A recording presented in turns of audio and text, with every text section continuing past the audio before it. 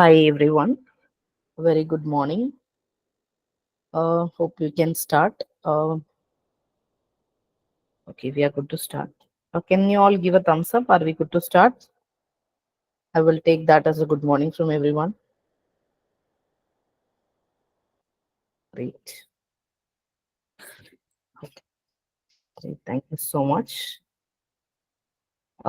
Once again, welcome to the webinar on the CS certification mentoring for CISSP. So I would like to thank the CSA team for taking time and taking the efforts behind this mentoring session. And of course, the mentors who had stepped up for this. And especially in this, we have Arun. And along with me, we have Divya joining us today for taking this webinar. So this session is basically for the people who are appearing for the exams and already planned it, or just kick started. It's for everyone.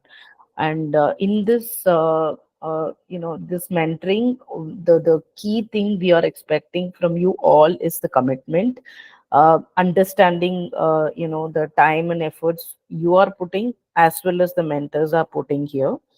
So I want to be very mindful on the time and efforts we are putting for each other. And so with that, we are good to start. So today we will cover this topic. And also we will allot more time to the question answers and the expectations, because we need to really understand the audience categories, the people who are appearing for the exams already planned it or you're starting. We want to really understand the categories. That's how we can do a deep level or domain level mentorings as well. It will be helpful for us to further devise a plan for it. And also, of course, as I told, the commitment I have to get from all of you, along with the mentors, because the mentors are going to explicitly put their efforts and time for it. So I want to be very, very particular in it. So we'll talk about the CISP, a brief introduction about the question answers, domain level, domain wise question answers, how it has been widespread, what is the format, and what is the requirement you have to meet before you appear for the exams or you have to get certification. And of course, here with along with me, Arun and Divya will be sharing some insights on the study materials, some strategic approaches, the tips and tricks for the exams. This will be majorly useful for the people who are already in the midway or majorly completed your learning journey towards the CISSP in each domain. So that will be, and of course, some helpful links for you all to refer for. Uh, with that, I'll take part of few information on the CISSP. Of course, this is not new thing for you. I mean, if you have already getting into the CISSP preparations, you would already know what is it all about. But just to reiterate for the team's knowledge, so this CISSP is very, of course, the Certification Information Security System professional. So this is very, very particular for the people who are experienced in the IT for some particular time, because all the domains, if not a deep level knowledge, you need to have a basic level knowledge. That is the requirement for it. Of course, we do have a specific requirement from the ISE 2 as well, the certification body. But this is very, very apt. Of course, it's a vendor neutral cybersecurity credential from the ISE2. So you will have to, if you are in a position to design and implement a security system or a security best practice in the organization, a program in an organization for a customer or for your organization, this will be the best certifications available for you to exhibit that.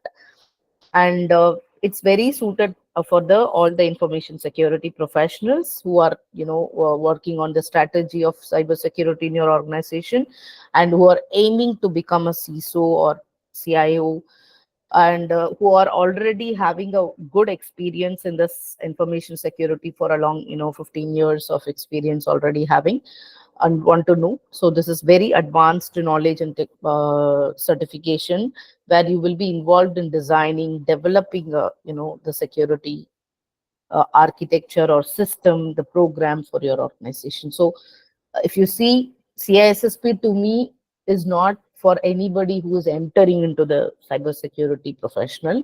This is not for them. So of course, for all others, I have told all the criteria already. So with that, while we are asking the question, while we are allotting the question answer session in this at the end of the session, I want you all to put in your experience in the chart, along with any domain level experience if you do have, because as I told, it will help us to devise a plan. We're not going to put everybody together. We will try to plan it accordingly for the people. We don't want to mess it up in such way. At the same time, it will be very useful for you, and you will find it useful. So, and of course, as I told, if to qualify for the CISSP, you have to have minimum of 5 experience of one or more of the 8 domains. So as I told, you can appear for the exam. You can, of course, if you are really making it really well on the learning journey, understanding the concepts and appearing in the exam and cleared it, but still you want to get qualified to the CISSP certification. So for that, ISC is still providing you an opportunity to provide an associate of ISC2 after you pass the exam, and they will be giving you a 6 years to earn the experience needed. So the earning the experience here means earning the experience in one or two or more domains of the overall or 8 domains in the ISC2. So this is very important, and I will share one more thing here when we talk about the certification. Not only this, this is a very generic advice or a recommendation you can take, or advice, whatever you wanted to take. Please do not just, go for the sake of certification. If you are doing that way, then it will help you to gain the certification, obviously. However, it will not give you a very deep level knowledge, or that level of knowledge required for that people who are holding that certification. So instead, do this. Try to put your efforts to see how you can relatively apply your earned knowledge in each topic, be it very small, be it very big. Try to apply it as much as possible. So this way, what you will do is you will not only learning it theoretically or practically applying it. Applying it practically will help you to solve any critical problems in that topic, because the questions will be very much concept based, of course, but scenario based more. So you will have to apply that. You will it could be for example, I'll take from the experience I have been preparing for this, I'll tell you, the same answer may not be applicable for the same scenario. The scenario may differ. You have to just choose which, and to be very honest, all the answers will appear to be the correct answer. You have to choose the best answer. Hope you understand, right? So it's not that you have an incorrect answer. So if you have an incorrect answers in your choices, then it is easy for you. But you will have all the answers correct answers. You will have to choose the best answer for that best scenario. So that is why you need to apply your knowledge practically. How practically? I have few suggestions. You can go for any case studies, and obviously, my friends will be sharing you the strategy how to use it. So you will learn more things, concept based or scenario based questions to apply it. But reading a lot helps you. You have to read a lot, so that helps you.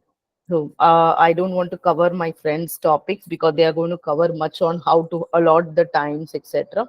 But to me, applying the knowledge what you gained on that domain is equally important than to prepare your questions. That is very important.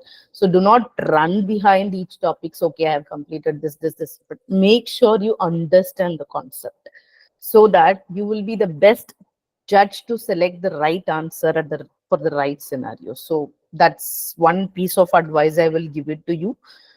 So talking about the exam format, it is 3 hours exams, and there is 125 to 175 questions, which is on the computerized adaptive testing format. And as I told, there will be a multiple choice question, drag and drop, and hotspot questions, which will be scenario based. So this is very important for you to understand the type of questions. For this, you need to have patience to refer various sources of exam questions, and different from different sources and reliable sources, to be very honest. So this is the exam overview, how these questions are spread. So starting from the security operations, there is 13%, and software development security, there is 10% of the questions allotted from the total 150 questions. Security and risk management, we have about 16%, which is the highest. So you need to, people who are already working on the GRC side, uh, you need to feel really lucky about it. But only thing is that you have gained experience in that domain or not. 10% on the asset security, 13% will be from the architecture and engineering. So this will be totally depending on how do you build it, how you apply all the other domains and build it as an architecture and engineering. So communication and network security, people who already have a very good exposure on the networks and communications protocols, etc., will definitely feel helpful. Of course, 30% is my, my favorite subject of the security, IAM. So 13% we have got questions on IAM, end-to-end IAM. And last but not the least, 12% on security assessment and testing. So this is very, very, very, high level. You have to go deep and see how it is being spread. So when you talk about security risk management, you need to learn about the governance principles, various compliance requirements, country laws, standards, and the risk management concepts you have for treating your risk and assessing your risk. Of course, it also talks about the threat modeling and business continuity plan. The reason I'm telling all this is very important for people who are already working in this industry and identifying where they are, what kind of experience they already got in this industry, which domain they are really good at. So it will helpful. Personal securities and policies, security awareness training and education. So all this comes under the security and risk management. This is very high level. If you go in deep, and it will be giving more information. And we will also eventually plan for the upcoming sessions on the domain level. Coming to assert security, of course, it talks about how the assert is handled on the securities, how it's secured.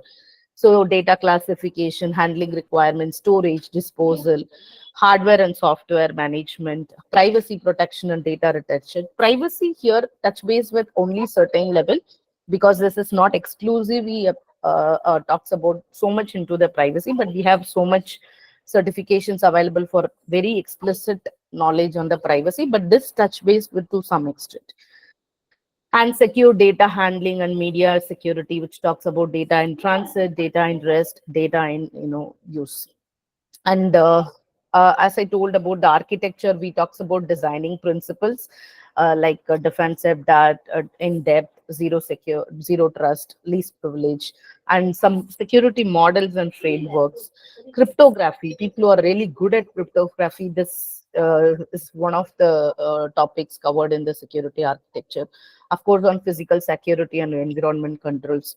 And we have system architecture, total, there's the hardware, computing, networks, etc. And all the emerging technologies we have for security, which is like IoT security, cloud security, application security. So that's, and I think communication and network I quite told. This is too much into the networks and communication protocols like wireless, firewalls, IDS, IPS concepts, and protocols such as TCP, IP, DNS, such things, and all the topologies and network segmentations that will be coming under the communication and network security. So coming to IAM, is very interesting subject, by the way, because that's the entry. So identification, authentication methods, single sign-on, federated identity management, types of access control models. We have various access control models, which is commonly now used in RBAC. Privileged access and identity as a service, cloud IAM solutions, Active Directory, and authorization mechanisms and provisioning mechanisms of access. Those things will be covered in the IAM. Security assessment testing is little bit on the log analysis and audits, software testing methodologies, which is talks about static and dynamic analysis, etc. And of course, reporting and managing the vulnerabilities, and how, penetration testings, vulnerability assessments, more of which comes under the security assessment and testing. Security operations is a place I feel many of us would already have quite good exposure in, because that's the entry area for anybody wanted to pursue into the security, cybersecurity domain. So we talks about SOC, which is Security Operations Center Management, Incident Response Center, logging the security events, disaster recovery planning, patch management, physical security operations and controls, digital forensics. Many things are there in operations. So security is end-to-end security operations in any organization. So that's about security. And last but not the least, software development security is together all about this SDLC, which is secure software development cycle. Secure coding, application security testing, types of application security testing. So these are things covered in the software development cycle. And people who are really interested in pursuing their career in DevSecOps, this is the best. So why I'm detailing about this domain is not to make you worry, okay, so much. No. For some people, they might already have some exposure to this through their roles and responsibilities or through their people, but they might not know where to get that lead. So this will definitely help you to take the lead. Okay, I have a friend who is, likewise you can think, I have a friend, okay, he's in SOC, he can help me out for certain topics. I have a friend is working on secure code testings like that, so he can help me. So this is just a, for that insight, I'm talking about this. Okay, so talking about next slide. I'm handing over to Arun. Arun, are you good to take it from here? Oh, yeah. Thanks, Kanamar. That was a very good introduction about the CISSP and the background. Hey, good morning, You need to be everyone. little volume, little up. Better now? Yes, better. Okay. Good morning, everyone. I'm Arun Kumar. I have around 15 years experience in the IT industry uh, on various domains, including network and security. I'm currently working for an Australia telco. I recently cleared the CISSP, and one of the common questions which I get asked is, where do I start? Um, because there's plenty of resources online, offline, books, everything, right? And what strategy did you follow, and all of this stuff. So let me take you through the materials that I actually use, or probably many who clear the CISSP in the industry usually uses.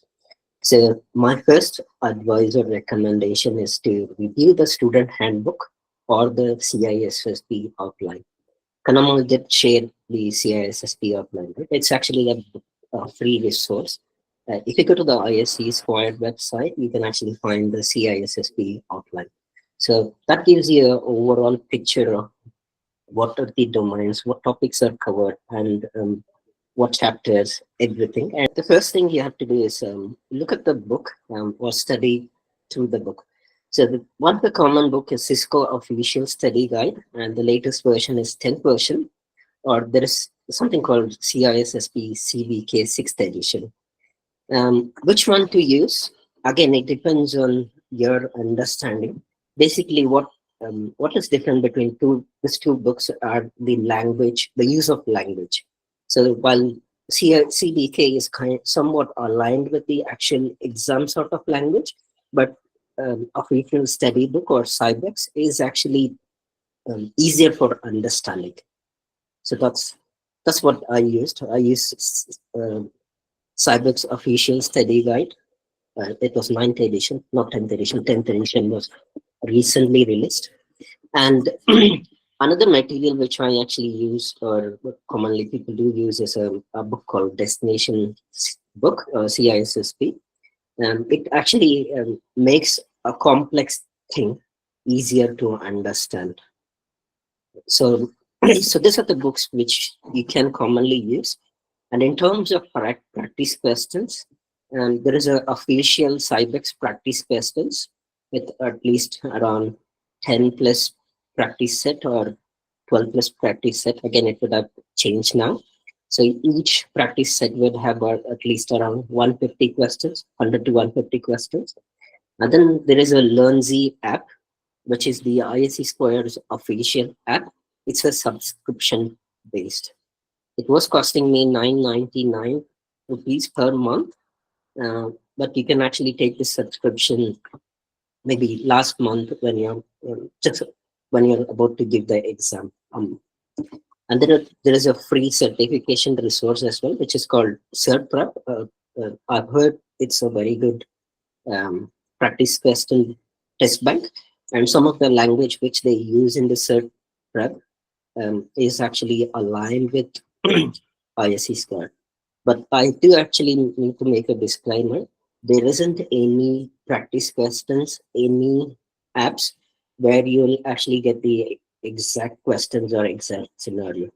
ISC squares have a huge database of questions. So every time the question keeps changing. So you won't see the same sort of questions repeated over and over again. And then you have GoSim. Again, that's a subscription based. You get a kind of a simulator with an explanation as well based on um, your response. You can review the answer as well. Um, Kanamol, can you go to the next slide, please? Right. And what other materials did I use and uh, widely used across the CISSP aspirants? Cyber IT, now, many of you might be aware, they do have several video courses which are actually free, and they do have a CISSP preparation. I think it's around 10 hours video by Kelly Hendren, a very good instructor, and you can actually review this. And then in terms of if you want to understand, if you want to understand the complex topics, or maybe even topics like cryptography, where many might actually be struggling, or even computer and networks, right, or domain 4. I think Prab Nair has around 60 plus videos dedicated to the CISSP season and CISA.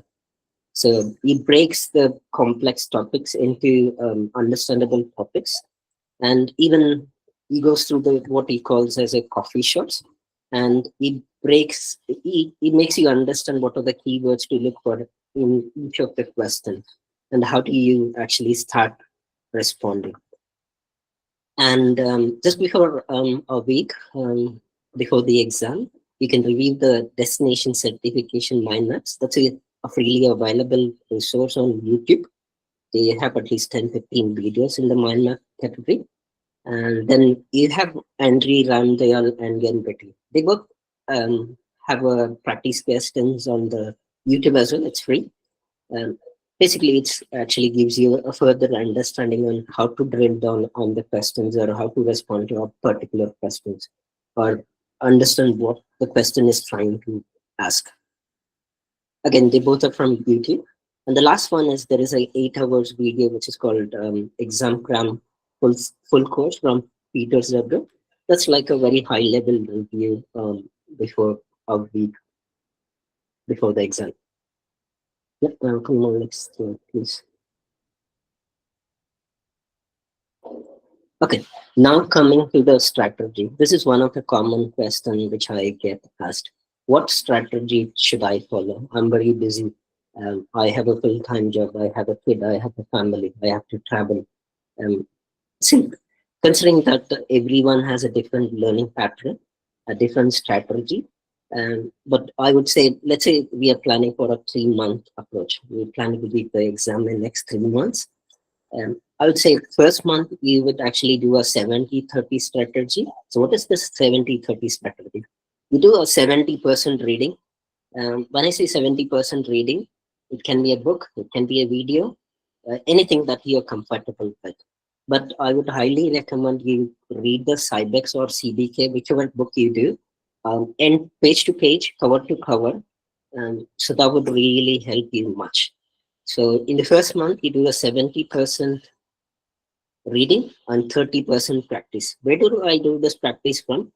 From some of the sources which I mentioned from the previous slides. And in the second month, we do a 60% reading and 40% practice. And halfway through the second month, I would actually say you should kind of look at 50-50, 50% reading, 50% practice.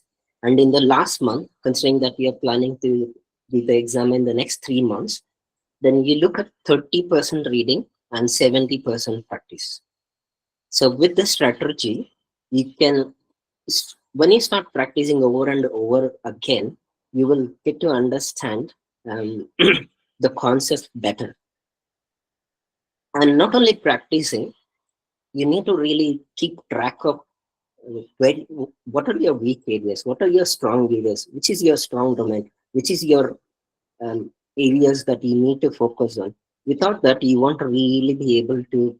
So you'll be just doing a practice exam, you'll be just learning. But without any sort of monitoring or review, you're not really understanding your weak areas or your areas that you need to focus on. Um, yeah. So again, coming to the last one. Um, so every time you do a practice question, try to filter out which are your weak areas. And within that weak areas, try to filter out which topic, which domain, and then start to review them over and over again. And when I say complement with different reference materials, right? Say, for example, you read Cybex for cryptography. Maybe you're not able to understand. That is where maybe you can refer to a destination certificate if you want to read from book. Or if you can rely on Prabnay's video, which is freely available on the YouTube. So he explains it, breaks it down into simple structure. So if you're unable to understand a particular topic, it's always advisable to complement one resource with another. So there is no one best material that would actually be a go-to material for anyone. So maybe some topic in Cybex is really understandable for some, or even explained very well for some, and maybe some topics is not really that easier to understand from book or very source, right? That is exactly where you need to complement with all those materials. Yep. Next slide, please. Right. So now coming to the some of the tips and I would say mind hacks is, um, if you're planning for CISSP, like I mentioned, you really need to understand the concepts. If you're trying to memorize, no, you're not gonna pass. Because the way the CISSP works is maybe the question starts from, let's say, domain 8, software development life cycle, and then maybe it goes to domain 1. It starts with domain 8 and then it ends with risk management. So that is how the questions might be. And if you're trying to memorize, it might not really help with your understanding. And one of the key things when you start focusing is you need to start looking at the answers first. So this is a method which I followed and it really helped me. So as soon as you just look at the answers without looking at the questions, you know what the question is trying to ask. And as soon as you understand, it becomes slightly easier. I wouldn't say completely easier. It becomes slightly easier for you to eliminate the at least two incorrect answers. When it comes to ISC squares, CISSP, or any exams, most of the answer looks almost correct, but you just need to look at the keywords. So that is where the Prabnayar's videos or Andrew Bromdale's video or even Gwen Betty's videos help you to understand which keyword to look for and what those keywords means or what are they trying to ask for. And when you're trying to eliminate, you need to have a logical reasoning and understanding on why you're trying to eliminate this answer or why this response is correct or why this response is not correct. So if you get to that understanding, that would really make your life easier. And whenever you do a practice question, right, it's always advisable that you review the answers So when I say answers, not just the answer, on many of these apps, you do have an explanation. So you can bookmark and you can start reviewing um, what was your thought process and what is the author trying to explain, or what is the ISC squared expectation there. And one of the key point, and this you would really hear over and over again, when it comes to CISSP exams or any of the IC Squares exam, you are not a technical person. You're not fixing anything. Your role is a risk advisor. Your role is a consultant. Your role is a CISO. You're basically providing advice, solutioning, optimization, cost. So you're looking at this part, and you're not actually getting your hands dirty to fix any of these technical issues. And the more the practice questions you do, the better it is. And I actually did around close to 4 or 5 thousand practice questions from various sources, and I actually had kept track of each set, and I used to mark whether I have actually done it rightly or wrong, and which domain I was lacking. I made a note of the list of domains where I was really lacking, and that is where I supplemented with other resources. And one other thing, right? Whenever you are preparing, reading through any of the books or this materials, guys, always do a handwritten notes, or you can even have a sticky notes as well to note down the uh, key points that would really help you a day before or a week before your exam. And one of the mind act that really worked well for me is since I started planning or studying for CISSP, is I always used to envision and visualize that I'm clearing the CISSP in 100 questions, and to see the message, congratulations. And luckily, or with my preparation along, I was able to clear it in 100 questions in 103 minutes or 105 minutes. So that's the power of envision. When you look at CISSP, right, it's not only your certification, not only the, uh, yeah, you clearing the exam, right? But look at it in a larger perspective, the respect which you get within your team, the sort of perks you actually get outside, and people start looking at you. It's not only certification, it's not like any other certification, right? So once people would understand, yes, this individual has got a knowledge and understanding of a complete 8 domains and an overall security picture. I never imagined I would actually study physical security at all in my entire life. But that is what it is. But now I got a 360 view of security. That's what the CISSP is all about. Start envisioning, and when you're in the exam center, whenever you take the exam, they give you a white sheet. Just put a note saying you're a risk advisor, and just before that you put a note saying I will clear the CISSP today, and definitely you will clear without any issues. And one more trick, or rather than trick, I would say, um, if you have a small group, always try to form a study groups, trying to discuss between yourself. That would really help you much. So someone can take a topic from domain one, try to explain, or maybe have the discussion taken further. So that way, each one can contribute much. So you don't really focus on the same topic, but you have a support system where someone is able to explain you or break it down into small, understandable um, topics, right? And the last one, so if anyone is planning, again, I'm not actually marketing anything for ISC Square, but if you're planning for to take the exam, there is something that ISC Square comes up with, which is called peace of mind offer, where when you pay $200 additionally on top of your exam fees, in case if you don't clear your exam in your first attempt, you get the second attempt for free. So it's better than spending another $900 or whatever dollars, right? So it saves you spend from spending additionally. but it's always worth it, right? It's kind of an insurance where you take a you give a first attempt, and in case if you're not able to clear, you get the second attempt for free, and it's just an additional of $200. Yet now, I would like to invite Divya Ravi to share some of her insights and her strategy in preparing for our CISSP. Over to you, Divya. Yeah, thanks, Arun. Hi, everyone. A little brief about my experience is that I have around 7.5 years of experience in security architecture as my expertise, cybersecurity, enterprise security architecture, and I have taken up a role for product security now, which I'll be part of transition post CISSP.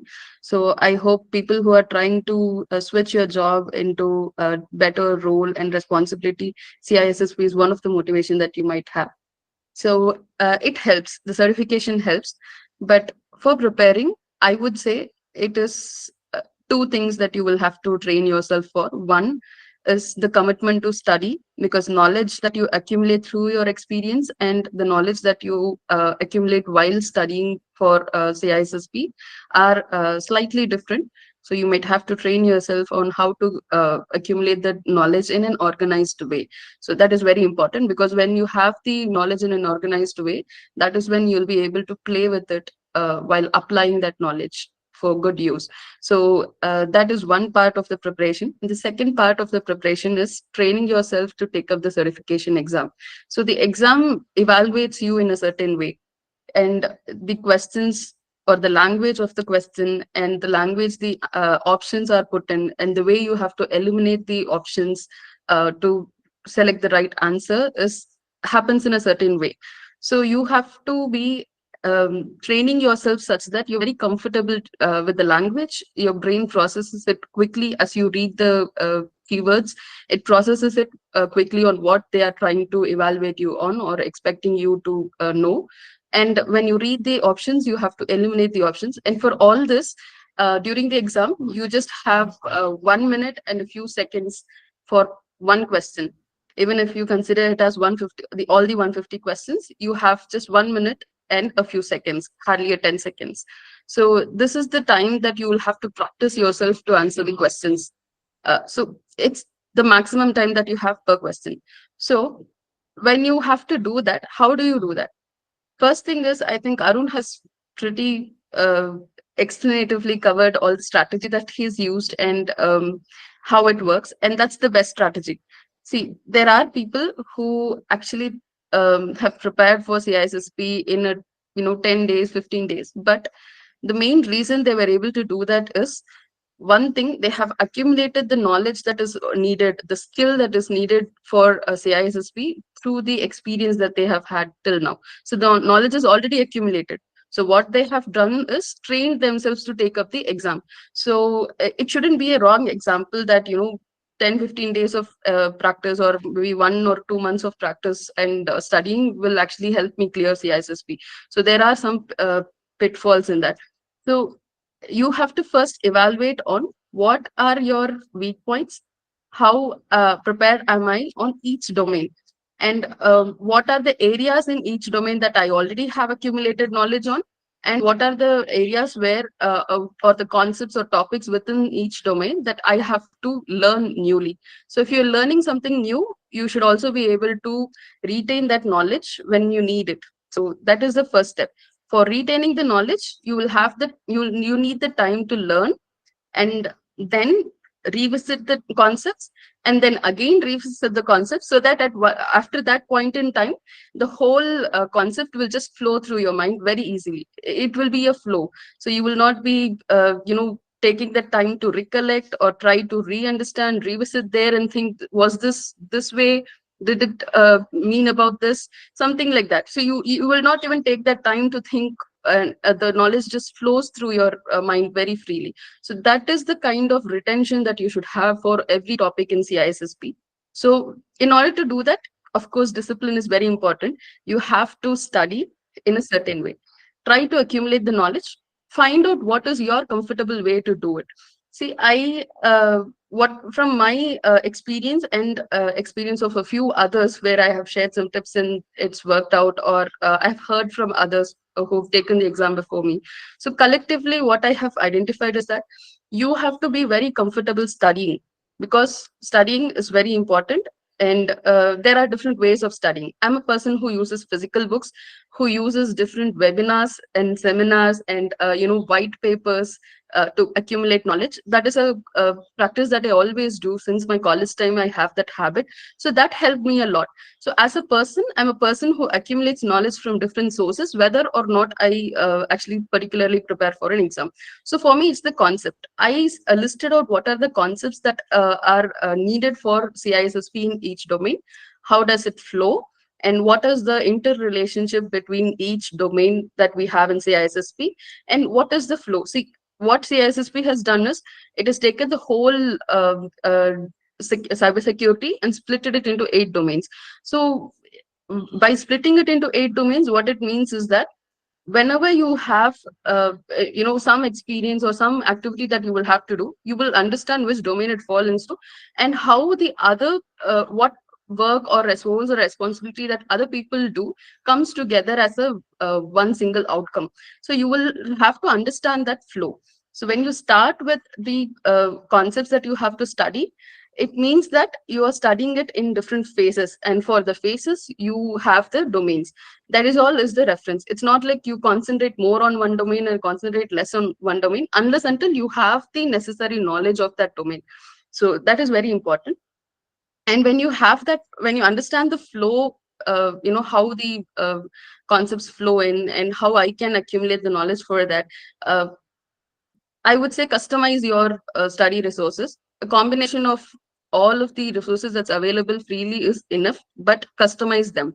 Like, for example, I started with uh, the Pizzager. Actually, a lot. I've heard many of them say that Pizzager is, of course, it's a very short version of many concepts.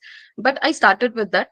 What I did through that is that not learn. Instead, I understood what is needed, and what are the top concepts and topics that is there part of each domain. I understood that. I started with that. And when I did that, it was more like a boot camp for me, 4 to 5 days of boot camp where you sit and you just understand what is needed, where I have knowledge and where I have to learn newly. So I identified those and did a clear plan on what are the units I'm going to what are the domains or topics that I'm going to start with, and how am I going to put it together. So that whole thing happened after knowing what is there in the syllabus. So that's very important. So that's how I used that videos, and I again revisited that shortly and quickly when I had to take up the exam, maybe a 3 to 4 days ahead. So something like that actually works out very well. So to lay out a plan, you will have to know which are the concepts you already know, which are the concepts that you will have to learn newly, and how do they flow together. So this is very crucial. And once you lay out the plan, it has to be such that you're able to keep up with it. See, I had taken a break. I was not working. So studying 10 hours per day actually worked out very well for me. So I took up the whole thing within 15 to 20 days and split it up. I had a plan on which are the units I'm going to target on day 1, day 2, day 3, day 4. And the important reason that I was able to do that is I have accumulated knowledge over the years of my experience. I have, worked on several aspects of all the 8 domains in CISSP. I was lucky enough to get that opportunity during my work. So that actually gave me a good understanding and how all the concepts flow together, how domain 1 is connected with domain 2, how domain 2 is connected to domain 3. Something like that was possible. That was the only reason the 10 hours study plan for 15 to 20 days worked out well. So it is very important to customize your plan. That's what I'm trying to say here. And please don't try out 15 to 20 days plan and take up the exam as it is, unless until you're really prepared. So don't do that. Instead, lay out what is the plan, and some of the combination of domains that studying these domains together will help you understand better or connect on how each domain is interrelated. So I have that. I can actually put it on the chats. It is not a recommended practice or so. It is just that I have done it. It worked for me, and it worked for a couple of others after me who took up the exam, and it worked them, and it worked for them, and it has helped. So it is just a strategy, but not a recommended practice. Please have that in mind. So if it doesn't work for you, please identify it early, and you can stop that practice. So domain 1 and domain 2 and domain 7 can be taken up together. That is domain 1, which is the risk management and governance areas, and domain 2, which is the asset security area, and domain 7, which is the security operations area. So these can be taken up together. And domain 3, domain 4, domain 5 can be taken up together. Domain 6 and domain 8 can be taken up together. Domain 3 is security architecture domain. Domain 4 is the communications and networking domain. And domains 5 is the identity access management domain. So these can be clubbed together. So if you're going to study, it only shows you the order that you can study, or collectively you can study together. It might take 3-4 days for you to study for domain 3. It might take another 5 to 6 days for domain 4, and maybe a 2-3-4 days for domain 3. It's just that when you start with domain 3, you can continue with domain 4 and 5. So when you learn these concepts together, it will help you to revisit domain 3, because there are some topics that connect you here, and it will also help you to understand how everything flows together, or how they come up together for a certain outcome. So when you have strategy in the questions, when you have the scenario in the questions, they will be very tricky, where they will pull up the keywords from a different domain, but they will actually be evaluating you for another domain. Like, they can have keywords that would point you to communications or networking, but ideally they will be evaluating you for a security framework. So this can happen. So when you are comfortable to keep all domains together, you don't segregate the knowledge within domains. When you are able to learn to that extent, at that time this will not confuse you, and you will be able to understand what exactly are they trying to evaluate, and which domain it falls into, by looking at the options and the scenario itself. So for that level of comfortability, try to use this as one of the try to accumulate the concepts that you will have to learn together as multiple domains. Try to switch between some concepts of domain 4 and domain 5 together, something like that. And domain 6 is actually VAPT, which is vulnerability access management and penetration testing concepts, and also the security application testing concepts, more of these. So, and domain 8 is the software development lifecycle, secure software development lifecycle that you get. And you can see, you can understand that part of security, secure software development lifecycle, you have application testing as one phase. So that is the whole domain 6. So when you understand how and where each of these domains plays together, you'll be able to connect on how everything flows. It's like, start with the more technical concepts like domain 4, where you have networking. Some of you are not from the networking background. You could have been working in risk management and governance areas of cybersecurity, but you've not had much of hands-on on network configurations also. For people like that, a lot of hands-on, and there are some VMs that you will have on to understand and feel how a firewall looks like, how a router looks like, and how it can be configured, how the policy configuration works. Something like that is actually available free. I can also help you with some of the links if you need. It will help a lot to understand how a firewall works, instead of just having a theoretical concepts. These kinds of activities will help you understand the domain very well, visualize how it is done, and then connect back to how security risk management is done for a network infrastructure. So that way you should be able to interrelate and connect within the domains. And this whole interrelationship lies in the way you study. So these are some of the tips that are very helpful. And if there's anything else, in specific you would like to ask, we are open for Q&A. So you could actually uh, kind of start asking us questions, and we'll answer. Thank If you you so much. don't want to unmute yourself, maybe you can use the chat to post questions, and we'll still reply. Thank you so much, Divya. It's really good, insightful. Yes. So there have been already few questions in the chat which I'm going to answer, and of course, Arun and Divya is there to add anything else. So Sunil had asked, as per the strategic approach slide, how can one plan for month, week, day wise person for a person who has a decent experience in GRC and networks? I think that is what exactly what Divya was covering in the initial discussion. How did she applied? However, from my view, I will also tell one more point. Try to assess your readiness on that domains. The GRC and network. See how where are you. So as Divya was pointing out certain things on experienced wise knowledge versus the conceptual knowledge on the subject may differ. So try to assess your readiness on that. Accordingly, you can choose the other domains which Divya suggested. So that is what my suggestion. But if you have anything more to add, Divya or Arun, please do it. Yes, so there is no one strategy that fits all. If you ask me, I didn't really segregate and had the domain combined together and study. I actually went from domain one all the way to domain eight, and then used multiple sources. So to make sure that I have that knowledge in that particular domain or particular topic. So whenever I felt like I'm weak in that particular area, or I'm not able to understand, basically we all come from different domain, different backgrounds, right? So that's where some resources like Pragmaya resources or even destination certification resources might help. And that's where your the domain expertise or maybe a small group with different people from different domains that would really help as well.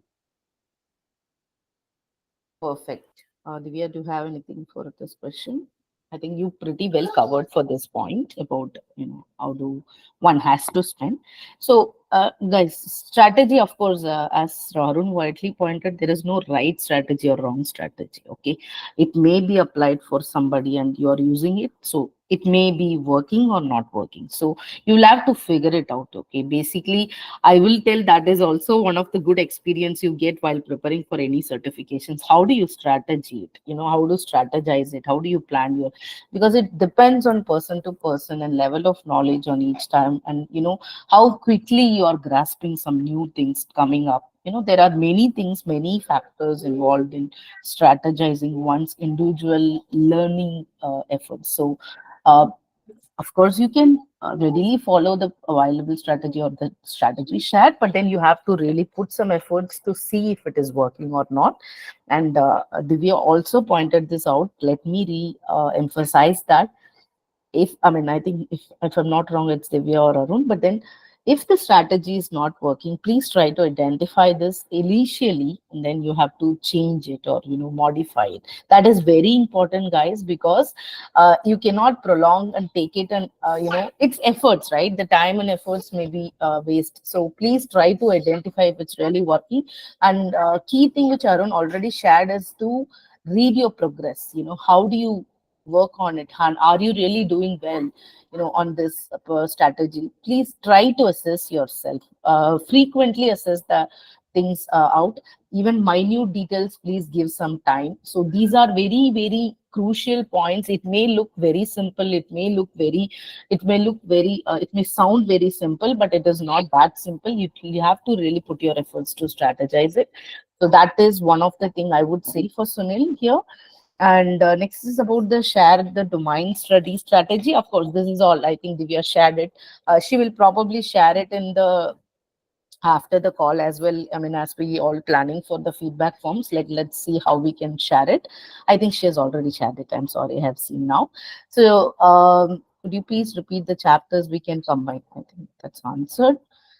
Links to the PPT we are trying to work out if you are creating a repository for it. However, a point to be really noted here about the consistency and the active participation from you all, that will be considered majorly for putting these decisions on access. So please be very consistent on it. And adding to a bit more information, or the point which Arun shared or Divya shared about collaborating with the groups.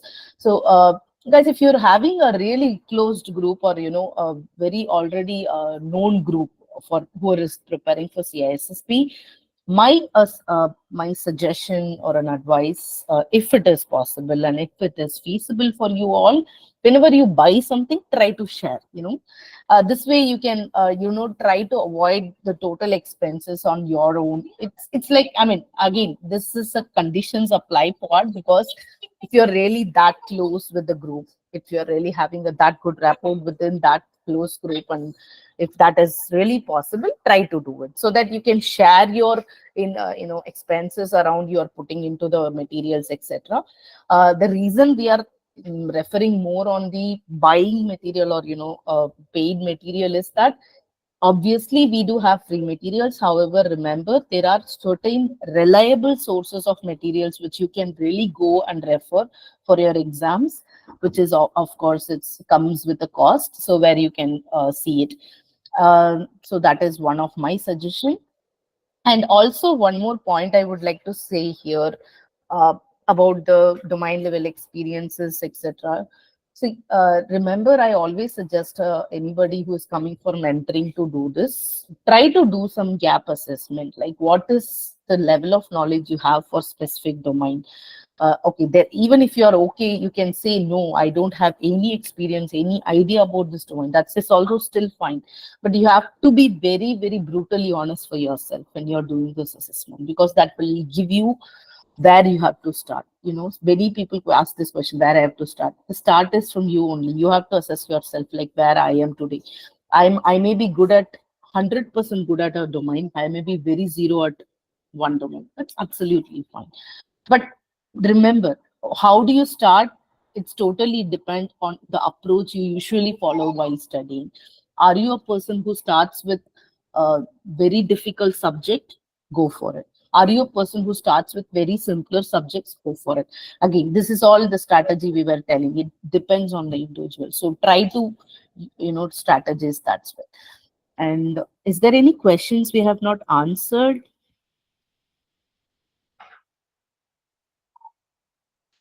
Kanamal, just to add, Yeah, yeah, please. everyone has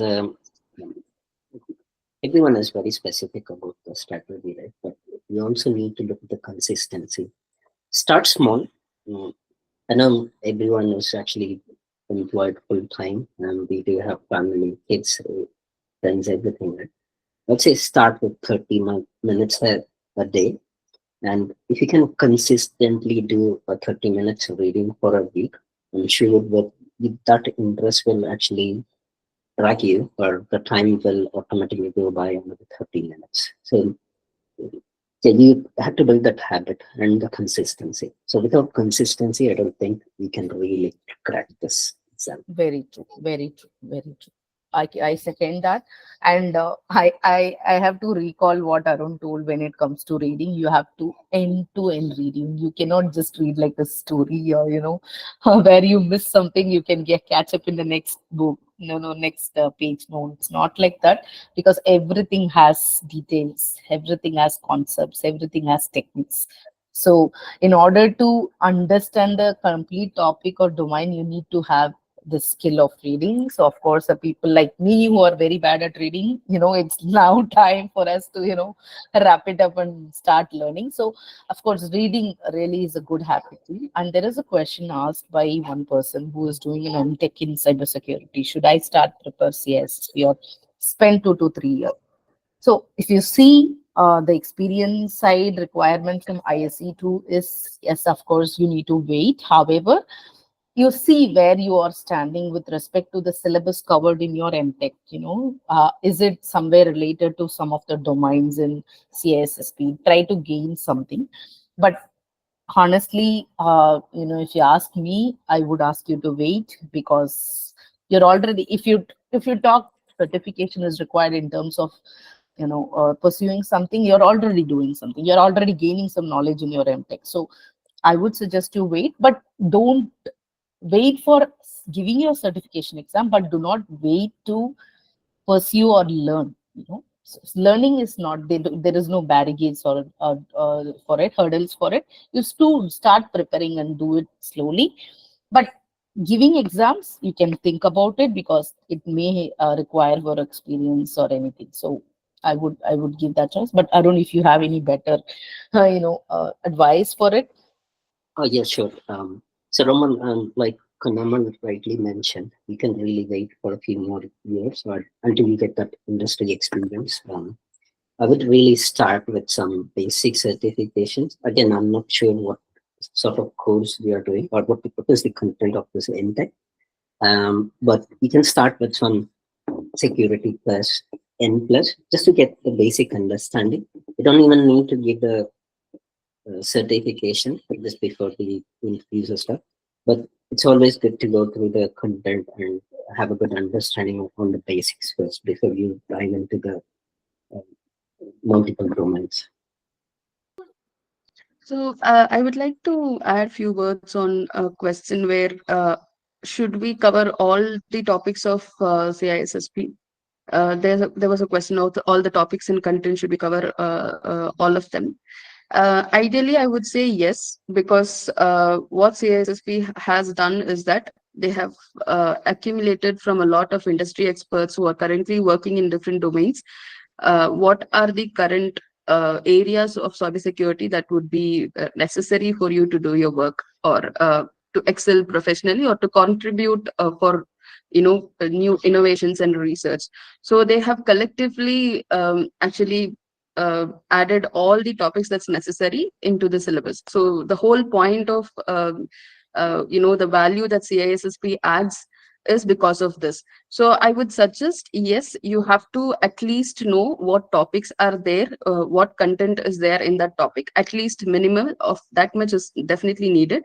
But what you can do is based on your experience that you have in each topic and concept, and also based on certain like there are some YouTube playlists that you can refer to, like Prab Nair or Pizza Girl or Destination Certification or Andrew Ramdale. And these are all some people who will actually spoon feed you of how much of depth is enough in each concept or each topic. So you can reduce the depth of the concept and topic based on your interest and the necessity for the exam.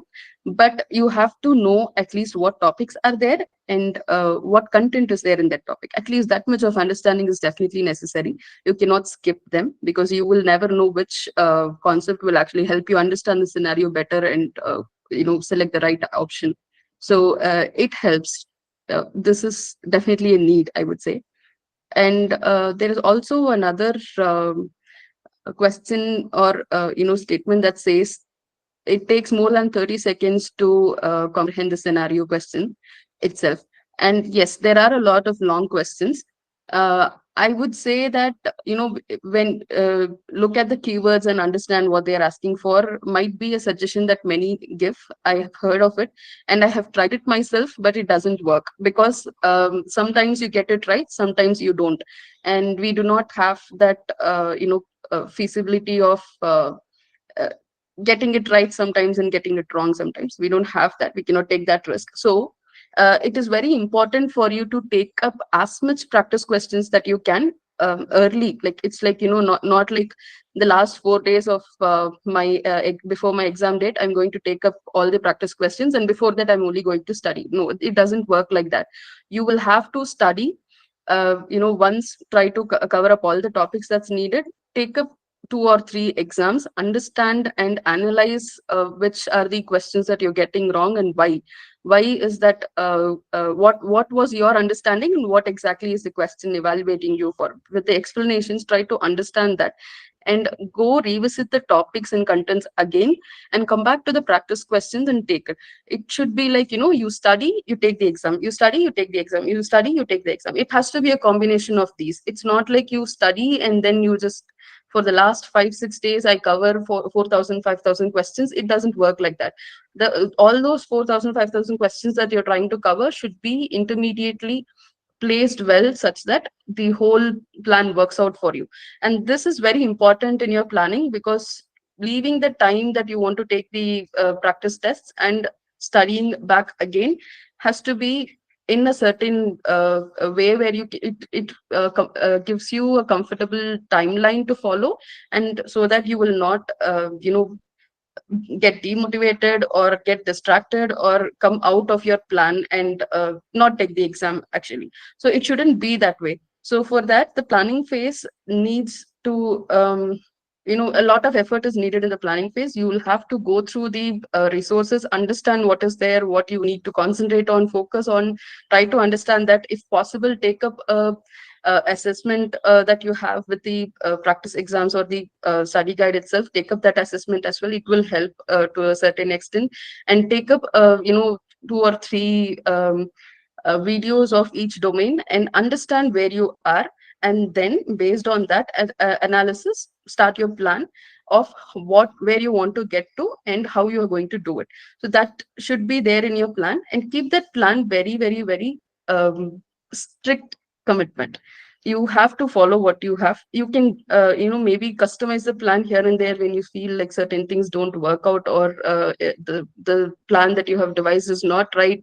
Okay, let me replan it. It's okay. But whatever you are planning, you have to go with that and understand where you are and where you want to go. This is very important. And practice will help you with the time management. Sometimes when you start, it might take even 3 minutes for you to read the question and understand the scenario. But as you practice, while you read, you will get accustomed to the language, you'll get used to the language, and you'll be able to understand when they say, as the question flows, you'll be able to understand and interpret what it is asking you for, or what the scenario is. You'll be able to visualize it. That happens over practice. So practice is very, very, very important. And the way you practice or the time that you practice also matters. So it's not just blindly practice or take the practice questions.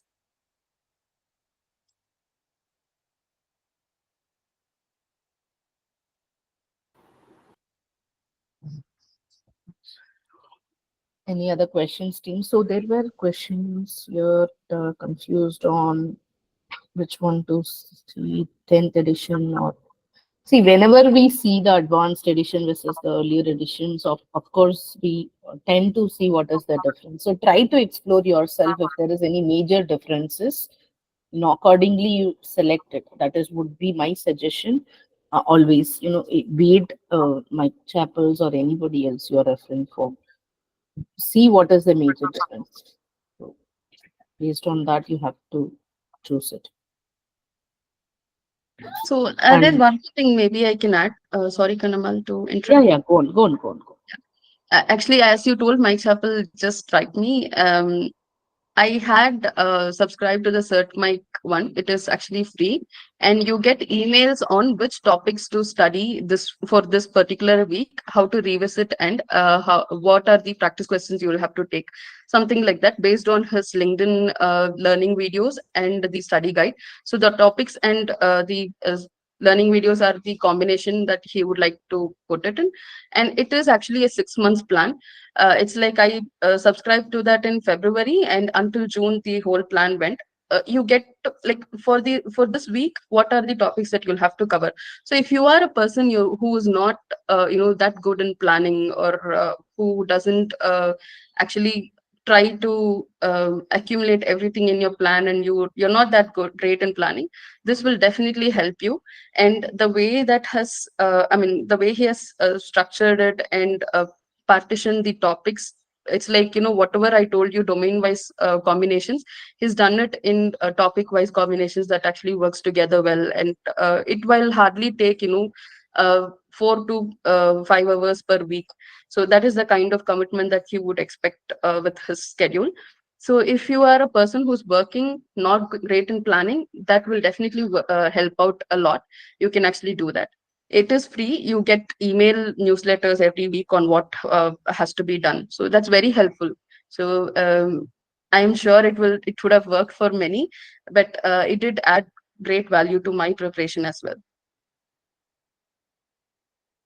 I absolutely agree with that. This mic, insert mics is really helpful. It will give you all the details. And if you are subscribed for it, yes. Arun, would you like to take this question if possible? The difference between the official study guide and CBK? As far as my understanding, it's about the level of topics covered. But yeah. Sure, Kunama. Yes, so as I explained before, it comes to the language, the use of language. So Cybex is slightly easy for us to understand, considering we are a second language English country, and CBK is kind of it gets into the language part. Again, they both cover the same set of domains, same sort of topics, but then it eventually comes back to language. So have a read through. I think you might actually be able to read 1 or 2 pages free online. See, try to read Cybex, try to read CBK, and see which one language you're comfortable with. Hope that answers the question.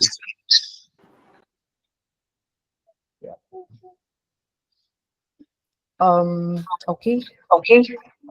Silence.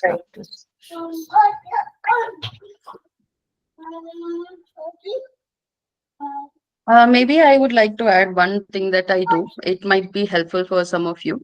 So, when I start studying, what I do is I keep one book, which is a study guide or CPK, something like that, as a reference. I use the study guide. I started with the ninth edition, and as I started preparing, in between, like the 10th edition also came up, and I just used it for the last few days.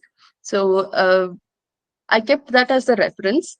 I will, of course, use every other books that were available as the places where I go for certain concepts, and I'll read through a 4 to 5 books for a certain topic. But the topic reference that I'm going to take is from the study guide. For example, if maybe SABSA is one of the topic, one of the security architecture framework that you have in domain 3.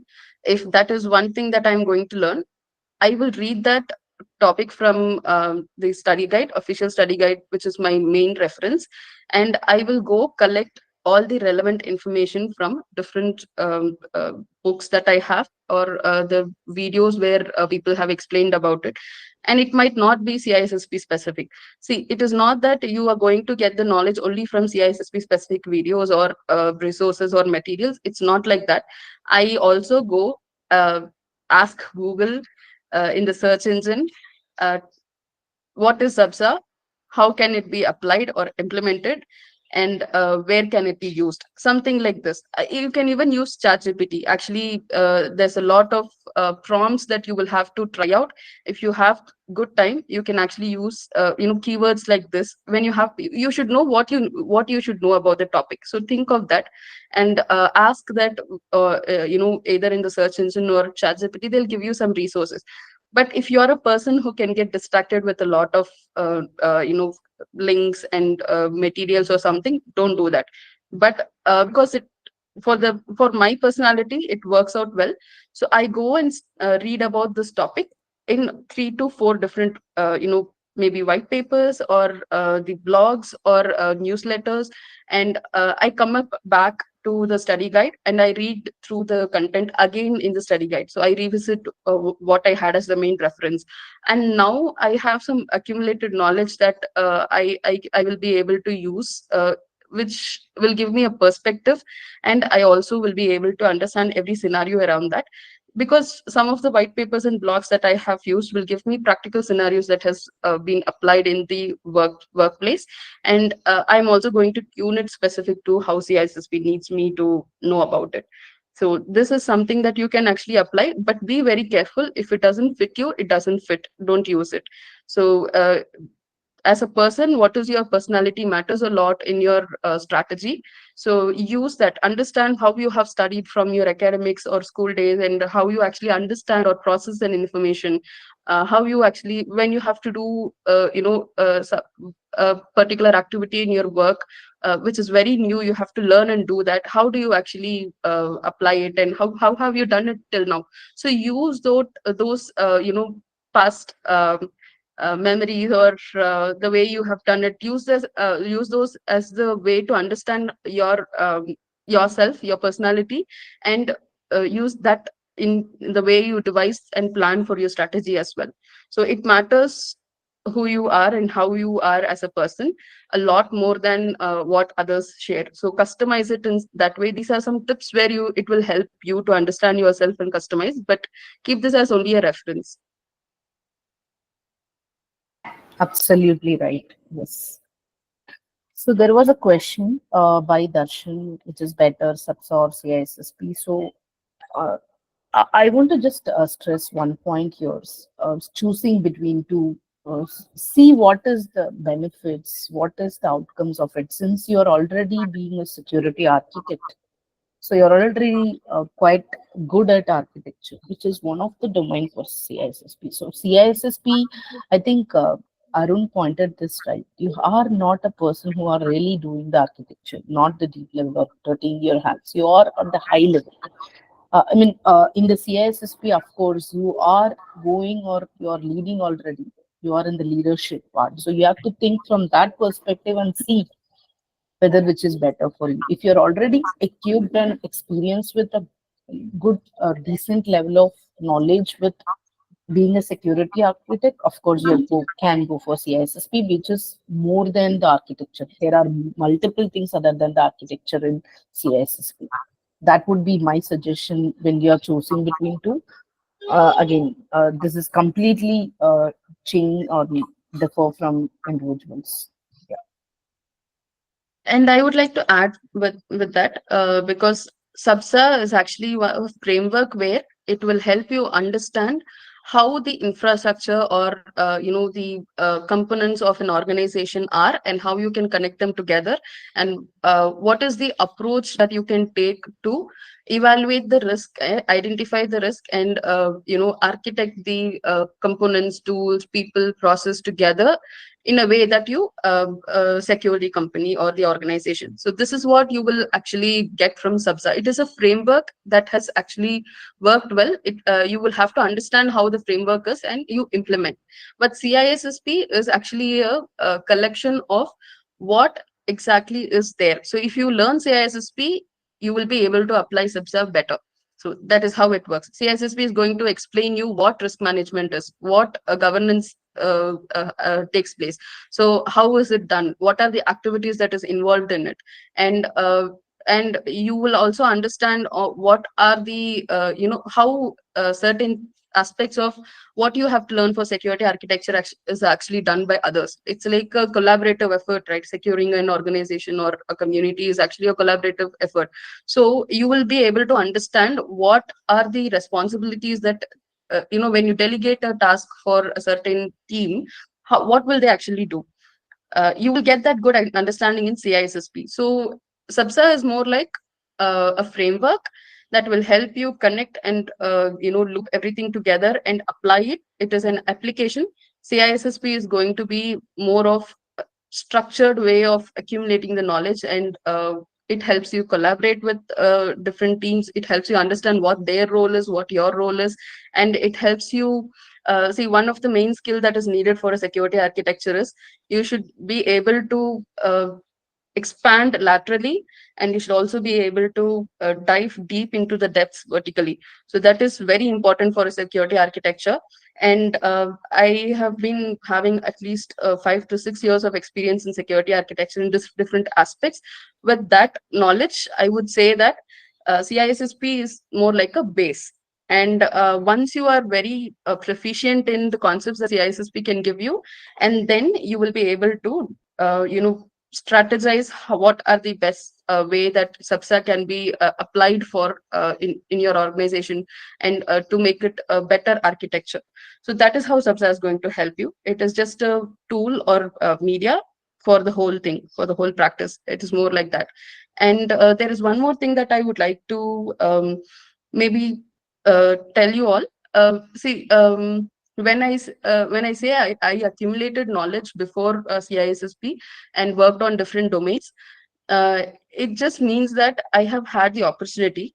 But sometimes you can actually gain that knowledge in different ways, which is the other courses and certifications that you might have.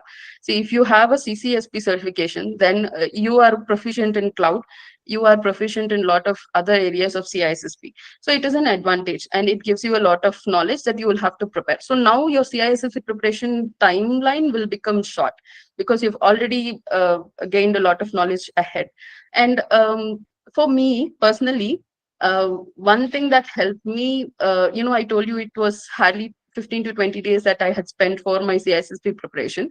And one of the main reasons that happened was because I knew a lot of concepts ahead, and I had to only revise them and take up the practice exam, and make sure that I train myself to take the exam and attend the questions.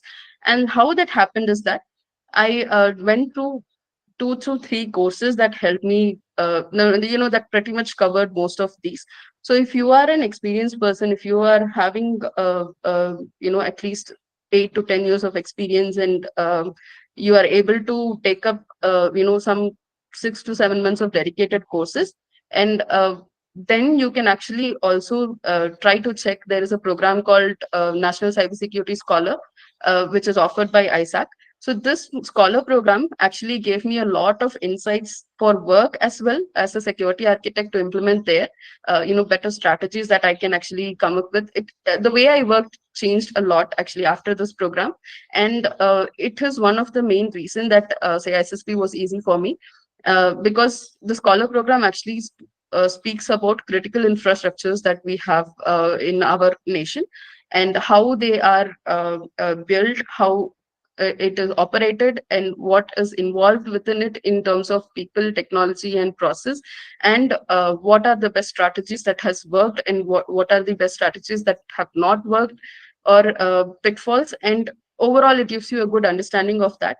And it also has a bridge course, which is basic information security, which is also offered by ISAC separately as well. So that covered pretty much all the concepts that was there in CISSP. So for me, it is a 1 month program that actually helped me go through these concepts and train my mind on whatever knowledge and concepts that was there very easy. And I found the explanation and the way it was taught also very like it was very comfortable, and it was not fast paced, or it was not too slow as well. So that helped me a lot. So maybe if it is affordable, and if you are willing to take up, that might also help. It is just a tip that you can refer to. And there's also one more thing that I would like to add in here. So I think someone had asked for what are the newsletters. So actually, when you browse through LinkedIn, you will be able to find a lot of people posting out maybe the surveys, or a lot of statistics in these. These are all pointed to a certain newsletters wherein you get to know which aspect and what has happened, and how many breaches have happened, probably what is the vulnerabilities that is causing, something like that. Maybe OWASP top 10 is also one such example. So you will get to know these things on a day-to-day basis. It is a routine that you will have to follow. It is a practice, and it is something more like a commitment that you would like to have for a long time, in order to know what is happening in the cybersecurity world, and what are others doing, how are they working, how are they doing it efficiently. So these questions will lead you to get some newsletters like that. You will be able to subscribe. You'll have that option to subscribe in LinkedIn as well. And separately, there are email subscriptions. Like for example, let's say that you're trying to learn about firewall. You get to know FortiGate firewall and Palo Alto firewall and Cisco ASA are some of the firewalls. When you visit their web pages, you will be able to have an option where you can give your email and subscribe for it. So what happens is you keep getting emails either weekly or monthly, or 10-15 days once, whatever is their timeline. Accordingly, you keep getting emails on what is happening. They'll speak about a certain topics, they'll write up about a certain topics. So these are all the ways that you can actually accumulate the knowledge that was necessary. If you're like someone told that they're doing their MTech, and it might take 2 years for you to complete that MTech. So if you plan to take up CISSP after those 2 years, you can start this process now, because it's going to help you for your MTech. It is going to help you understand the overall perspective that is there, and you will be better comfortable with the concepts, and you'll also be actually preparing for CISSP quietly. So this way, it is going to help you. All the webinars that you have, free webinars, or there are like Bright Talk has webinars every month. There's a lot of topics. Even if you are not able to attend it at that time, you'll be able to watch the recordings. So Tech Target, and these are Bright Talk is by Tech Target. So these are some ways where you will have information given to you in a platter. It is just up to you on how you take it and how much you can accumulate it. And there are also certain way that you can accumulate this knowledge. Certain other way, just like blogs, Medium has a lot of write-ups. People actually write about a lot of topics, and you have news, cybersecurity news, which keeps telling you a lot of different things that's happening day to day. So when certain things, when there is an vulnerability that is exploited, it is a news that happens. They'll describe about what happens and how do they do that. So that is going to give you an understanding of how that vulnerability was exploited. So you don't have to go and learn a scenario separately. You're already familiar about the different scenarios that CISSP might use for evaluating. So these are the ways that you accumulate knowledge from a long time. You can also do it within 6 months. It will help a lot. Sorry, that was long, Great. but No, that's great. okay. Great. Arun, you have anything to add before we wrap? And on the certification part, right, regarding SAPSA Yeah. or CISSP, and SAPSA would just, CISSP would just be the icing on the cake on the top of your existing certification. And you'll start thinking security and in a wider aspect, and as a consultant, as a risk advisor. Right now, maybe your job or your role might not be delving much into the security aspect, into the cost optimization, into the consulting part. But when you do the CISSP, it gives you the 360 view. Great. Thank you, Arun. So, adding on to Arun's point, yes, CISSP is something which is on the high level decisions, though you have to have a subject level knowledge, deep knowledge around this domains and things. The decisions you're taking, right? That is based on your knowledge you have it for. And I have one more suggestion for people here, who are pursuing the CISSP. Uh, if you're already a working professional and if you're a client facing roles, try to get some knowledge on industries level also, because very, very crucial, and very, very crucial when you apply these skills. So if you don't understand what is your client and what is your organization is all about, it may be little irrelevant sometimes, or it may be really little difficult for you to apply this in your works. So have some knowledge about your organizations, the business they are doing. If you are supporting a customer, then understand what is your customer's business, and how far the security is important for them. So for a person who is not, I mean, for a customer we are support who's not at all holding a privacy information or confidential information, there may not be much required on privacy parts, not security parts. So it depends, right? We cannot just go and apply everything on everybody. So we have to know that customers' knowledge of that industry, the customer business, the level of data they are handling. So along with this, try to gain some industrial knowledge.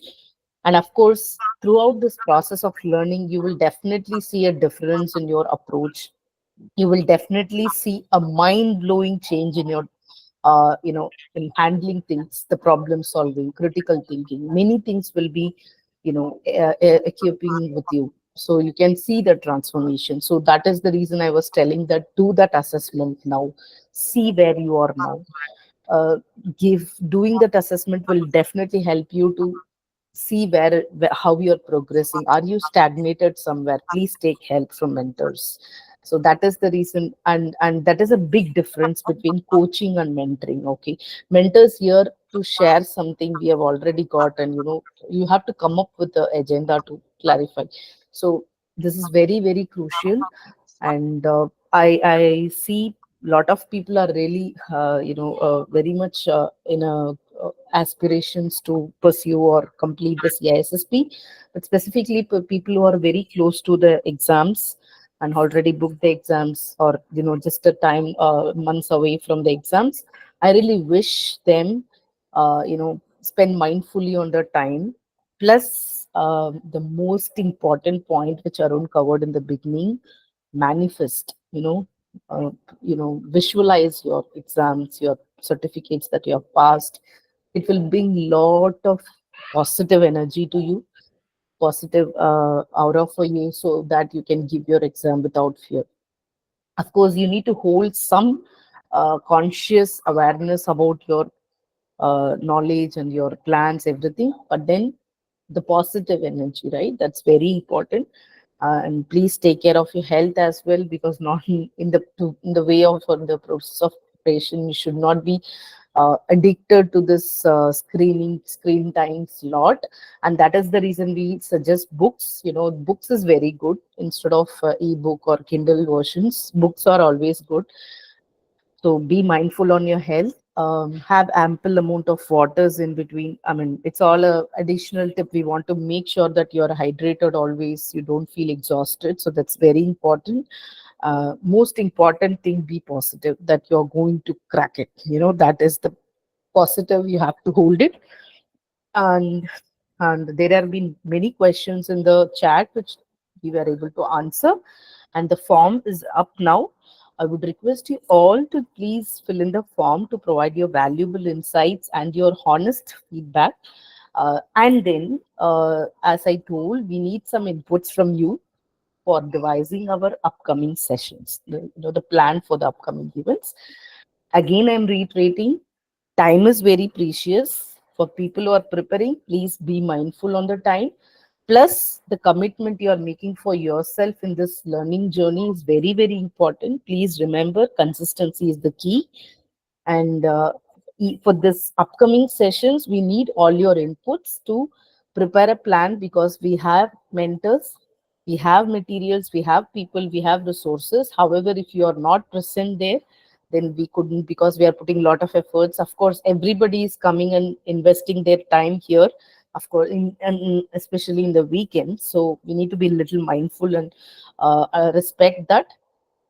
So value your time as well as our time. So please fill in the feedback form and give us your inputs. How do you want to proceed? What kind of things you're expecting out of it? So we will plan it accordingly. But before we close, I wanted to see if there is any more questions. I have experience in AI and I want to do something AI in cyber domain. Raman, yes, you are on right track. So if you go through the cybersecurity domains, you are the person who will be able to analyze where you can apply your AI skills. So do that, Raman. All the best. So one example I could say is there are more things coming up on operations side when it comes to AI and machine learning. We are leveraging all the AI technologies in smart threat modeling, cyber threat modeling methods, and there are a lot of cloud service tools which is leveraging the technologies to handle the security operations, and also simulating the attacks, providing the actionable insights, predictive analytics. There are a lot of things out there. So definitely, if you're really good in AI, so there are a lot of things in track and you're on track. So you're in track. But then CISSP is, which is really required for you to apply it. So yeah. And that is the reason we are telling that reading a lot is helping you. However, I would say all of you, because based on the understanding with the messages and your uh, the questions you have, please try to control your overwhelming emotion, because very important. Please do not uh, put so much in your plate and struggle. Very calm and composed way start your journey. Even if it's a tiny little steps, take it consistently. Take some time, maybe 30 minutes you are able to spend, or not. If you're going 1 hour, it's like exhaustive. Please try to minimize it to 30 minutes.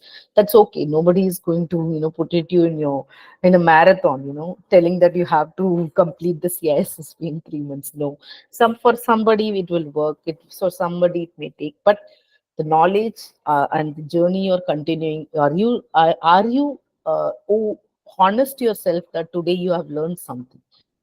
That is very important. The knowledge, the depth of knowledge you have for that particular topic you are covering for that day is very important. So, like, I have just covered 2 pages, but if you ask me 100 questions of this 2 pages, I can answer. That level of confidence you want. I can trick I can do anything. But if you're really covering end to end the topic on that 2 pages, that is all enough. That is very important. And of course, Divya rightly pointed, but I'm reiterating it again. In the process of learning this end to end, right, depth, knowledge about this domains or the topics inside each domains, remember you are eventually preparing yourself for some other certifications as well. You know, you're preparing yourself. For example, if you're very good doing at security and risk management, there are a lot of risk management certifications available where you can go and see, hey, this I learned in CISSP, this I, because you have referring materials. And yeah, that is also you're doing. So, and that is one of the reason I have set beside every other priorities, and I have concentrated on my CISSP. To be very honest, I am also in learning phase. Everybody is in learning phase. Of course, the people who have already completed also, they will also still learn, because it's a dynamic domain, right? The total cybersecurity is dynamic. Possible there tomorrow you will have more advanced AI related technology as well, implemented in the security. That will be more AI specific level of knowledge also will be given. So there, we cannot say that we are experts anytime, especially in security.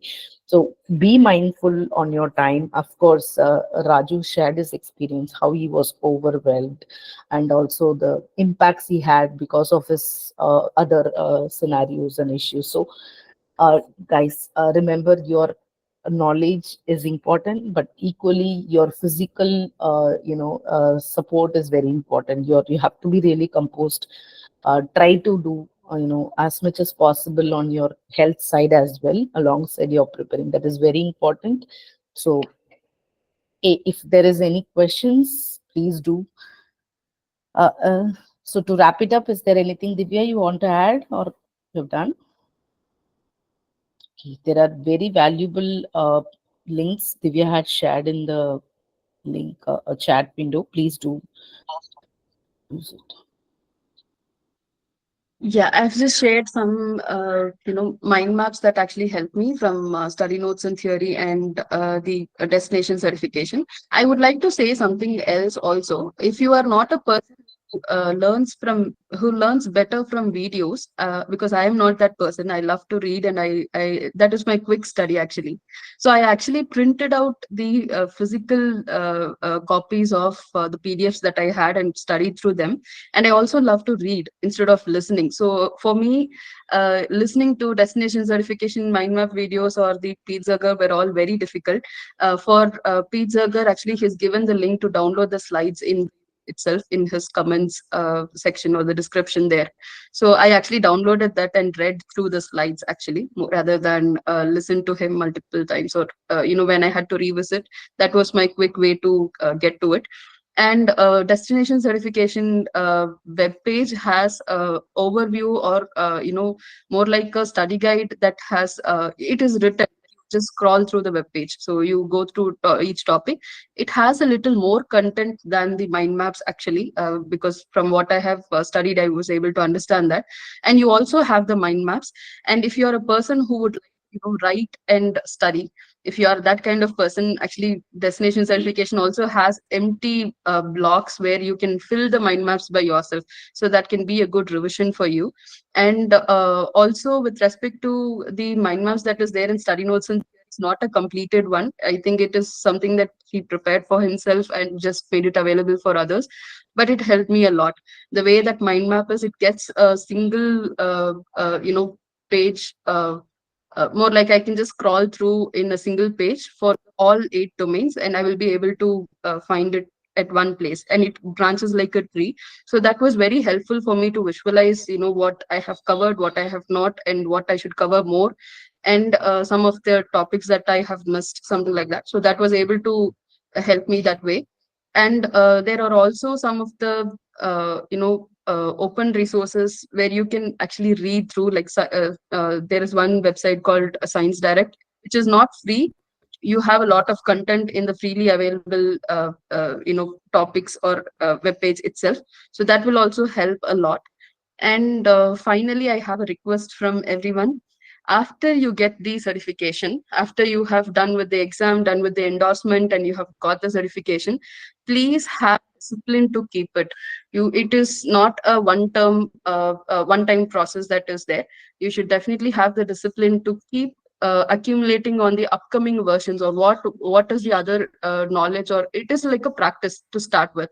It's like you start walking or you start swimming, but you have to keep doing that regularly to walk better and swim better. It is more like that. It is just CISSP preparation is going to be the start of creating a learning routine for you. So please have the discipline to keep it so that you can sustain, and also you will be able to contribute back to the community and make some difference. So that discipline is very important. And you should also find the wisdom to multiply what you have gained till now. So you should find what are the areas that you will be able to contribute better.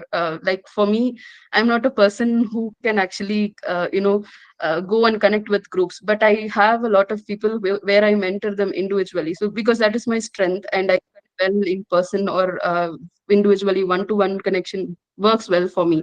And I am a person who can actually write or research, so I try to contribute in areas like that. And I try to contribute in by curating courses for different areas which I have not done yet, but I'm these are the areas that I have identified as my strengths. So it is not that like speaking or giving tech talks, or maybe like contributing by giving sessions are not the only way of contributing. You can find or customize yourself based on your plus and minus, or strengths and weaknesses that you have. So find out different creative ways to contribute, and use that wisdom to contribute. So this is a request from my side.